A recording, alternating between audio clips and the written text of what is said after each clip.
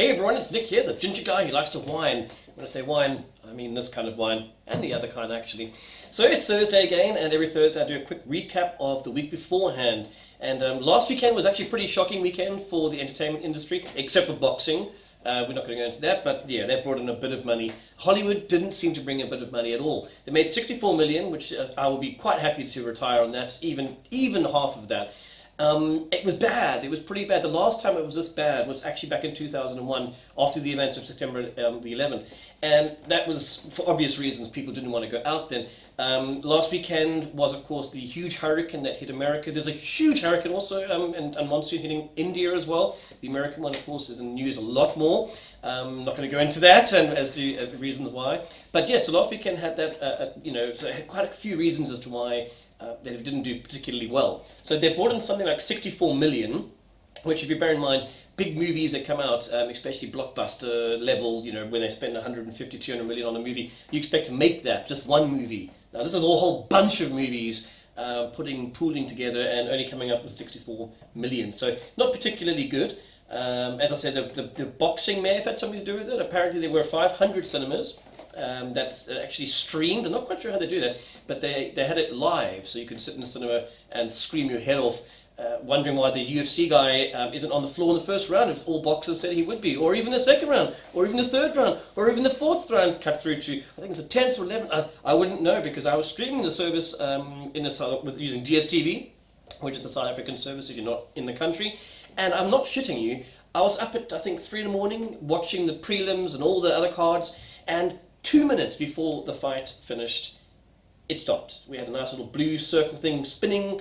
The service went down, so quite a few people, including Curvin and myself, were very pissed off with that. So anyway, other than the boxing, which is why I didn't want to mention it, because it's gets me angry. Yes, we haven't had many other big things hitting last week. Hitman's Bodyguard still was #1. Annabelle Creation is #2, which is now pushed its taking up to 215 million. I think last week I said it was 199, so not too bad there. Well done, guys. Leap, which was a new entry, only managed to get 5 million. That's a kiddie kind of movie. And yeah, Dunkirk's not doing too bad, 412 million. Logan Lucky, not particularly well. So it's not lucky at all. It's 16 million. I didn't get to see the movie. Curvin said it was pretty damn good. Have a look at his review. I actually need to have a look at his review too. I don't know if it's even out yet, actually. I must check that out. Spider-Man's doing phenomenal. 737 million. Still bringing money in. Still out there, still bringing money in. So good for those guys. Absolutely brilliant. And yeah, Birth of the Dragon. Now this was it was a guaranteed fail, to be honest with you. I think Trevor wrote the trailer and he added a couple of his own thoughts in. I completely agree with him for once. That this movie, which is based on the fight between Bruce Lee and the supposed Chinese people who are saying you can't teach the Waigoren, which is sort of foreigner, or Lao Wai, which is Chinese for Western person, or at least outsider. And because if you want to be able to teach them, you've got to beat me in a fight. And there's a whole bunch of different, varying and very, very different historical facts. Some say Bruce Lee won, some say he didn't, some say there was a draw. Different camps, different thoughts, I suppose. So yeah, that failed spectacularly. And yeah, 2.5 million, yeah, I knew it was going to happen. I'm sorry. It just looked hammy as fuck. It really didn't look so great. The Emoji Movie is still here. I don't know how many weeks it's been so far, but it's still hanging around. So yeah, that's still there. It's #10 at the moment and has managed to bring in 144 million all in all. So it dropped from 6th to 10th last week. I just cannot fathom it. I haven't seen it, so but yeah. So yes, that's just sort of a breakdown of the top 10 from last week. As I say, figures not particularly good, but there's a couple of factors behind that, from storms to boxing. So what actually has happened as far as things to watch?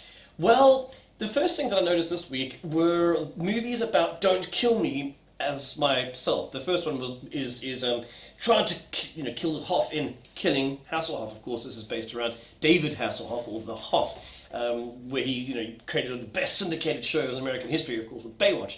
And I love the idea of David Hasselhoff, or just the Hoff, taking the piss out of himself, which he's done in a lot of movies. I'm trying to remember the one where he looks at his watch and has a go at shit, I always lose my mind. Anyway, so this one over here, he's taking himself a little bit too seriously.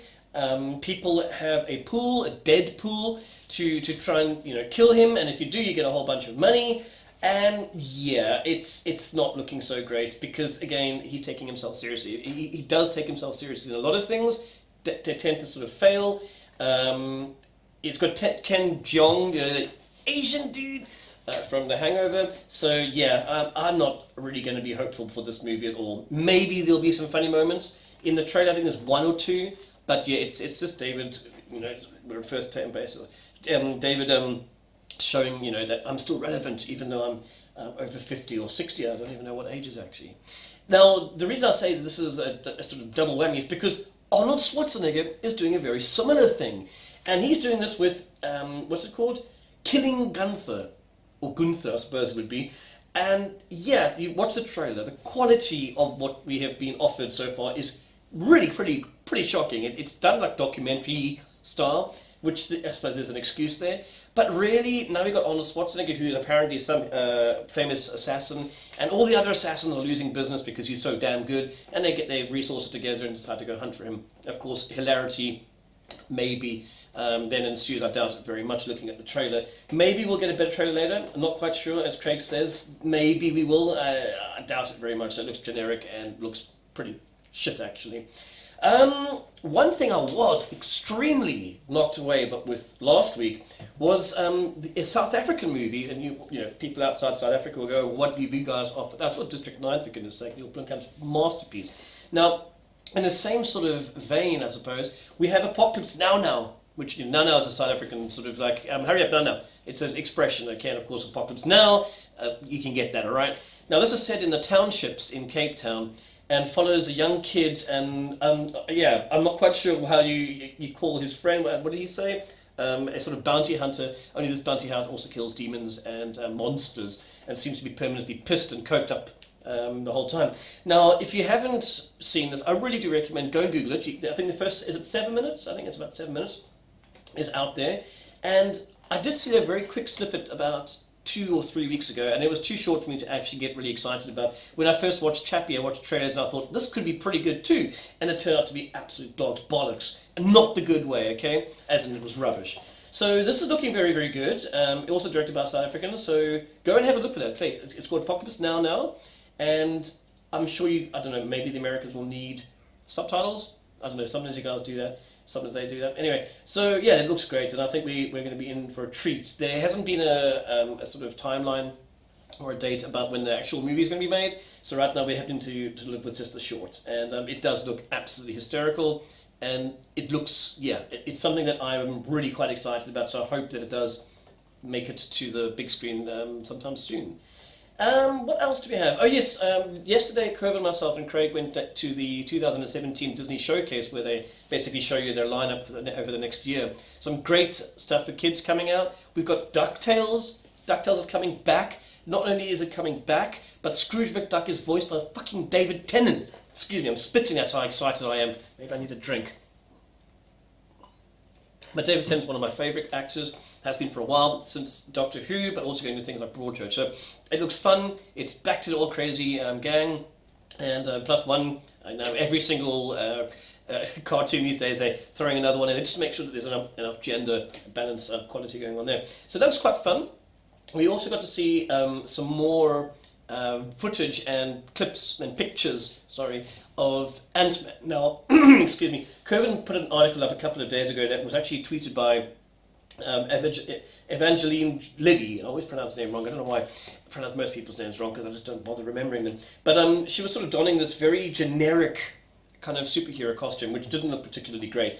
Thankfully, from what we saw yesterday, it does look like she ends up wearing the costume we saw at the end of Ant-Man, the first movie, of course, at the very end, in one of the teasers. So we do get to see her flying around, and at least it looks like it was very quick that we got to see. We also get to see Paul Rudd, of course, reprising his role as Ant-Man, and getting to use that boomph the other way, you know, not just turning into the tiny little ant-sized superhero that he is, but also growing huge again, as we got to see in Civil War. Sorry, I had to actually cut it there because someone phoned me.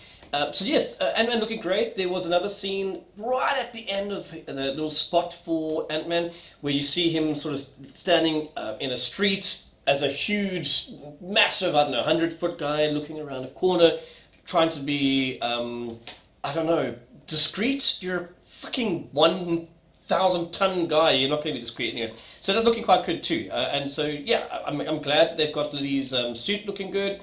We're going to be looking at hopefully the search for the mother, which is going to be played by Michelle Pfeiffer.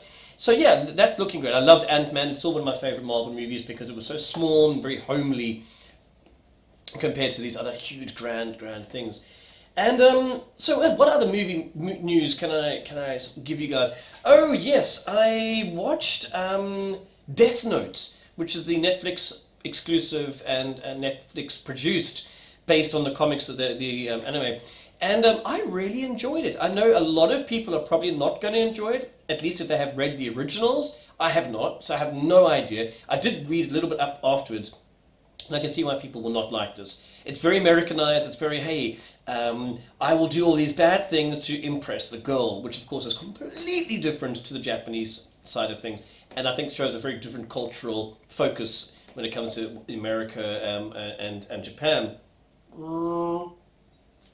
Another thing, which I managed to watch because I do have Netflix America, is What Happened to Monday. Now, sadly, it was meant to be on the South African Netflix, and I looked into it yesterday when I came back from the Disney showcase. Really looking forward to seeing, because I was just discussing it with Kervin and Craig, and I got back here, I typed the name in, and it says things related to What Happened to Monday, and yeah, it's not there anymore. There are a couple of people saying it was pulled on the 17th of August. So I'm like, why was it pulled? Why did it say it was going to be out here? Especially it's a Netflix exclusive, for goodness sake, with Naomi Rapace.